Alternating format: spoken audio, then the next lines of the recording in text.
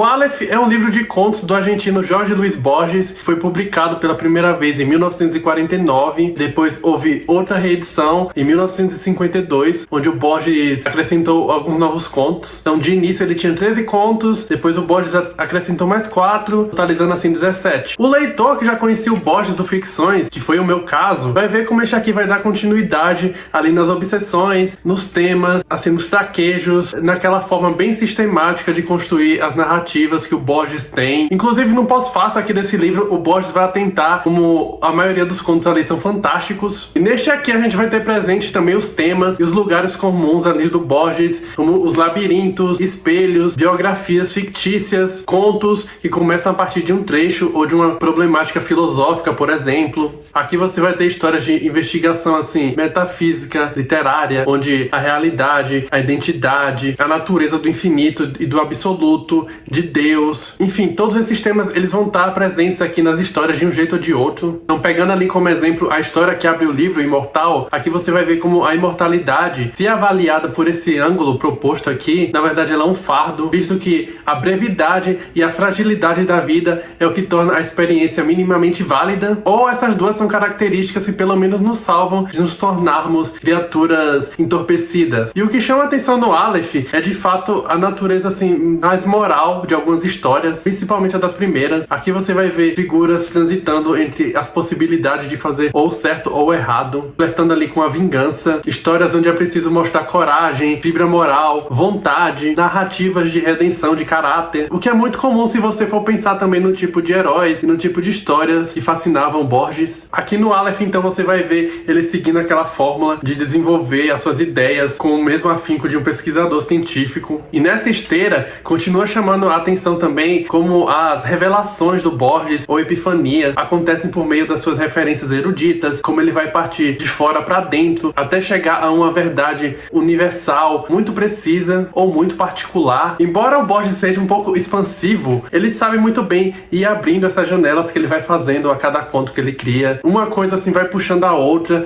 mas ele tem também muita competência para fechar todos esses detalhes em uma única linha muito coerente. E é dessa forma que ele cobre centenas de séculos de material humano em uma extensão que não vai tomar mais do que 3 páginas. Um homem se confunde gradualmente com a forma de seu destino. Um homem é, afinal, suas circunstâncias.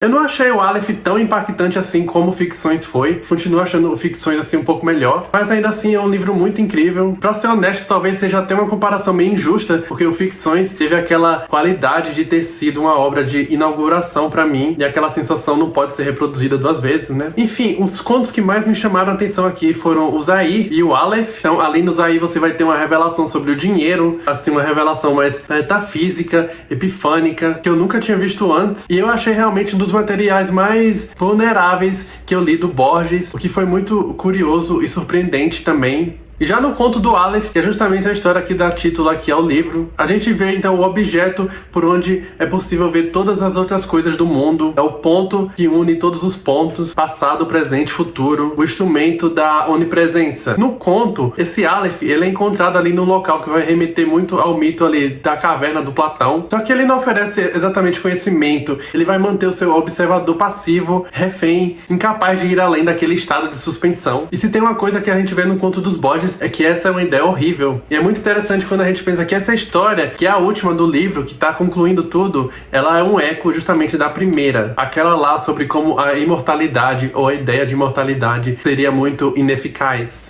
Outra história que me chamou a atenção foi a busca de Averroes, que traz esse filósofo islâmico ocupado na tradução da poética do Aristóteles, e que se vê num bloqueio durante aquele trabalho quando ele se depara com um conceito que ele simplesmente não entende, que seria o do teatro. Mais especificamente do que seria a tragédia e a comédia, 2 ideias ali trazidas por Aristóteles, e de uma maneira muito borgiana, digamos assim, a gente vai ver como toda aquela situação vai acabar, ou, se for pensar por outro lado, se repetir.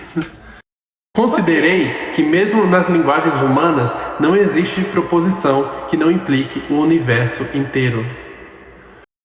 Outro destaque do Aleph pra mim é uma história bem atípica, não só em relação às histórias do livro, mas às histórias do Borges mesmo, pelo menos o que eu li até então. Seria o conto Emma Zans. É uma história que vai trazer protagonismo feminino, não é tão comum assim no Borges, seguindo ali a lógica de um thriller de vingança que vai terminar no assassinato. Eu gostei muito desse conto, acabou sendo uma grande surpresa pra mim. Enfim, pra concluir, o Borges é aquele autor que vai trazer a literatura como essa continuação inevitável de contos, de mitos, de histórias a serem reproduzidas pelo homem. É essa forma de renovar a maneira como as questões primordiais da humanidade são apresentadas. Então, ler o Borges é você ver como a força da narrativa ela vem junto de referências, de citações, de paralelos que se pode promover de uma situação específica para uma condição universal. E no Aleph, o Borges vai unindo essas qualidades de um pesquisador que é também um grande contador de histórias em uma teia muito complexa entre literatura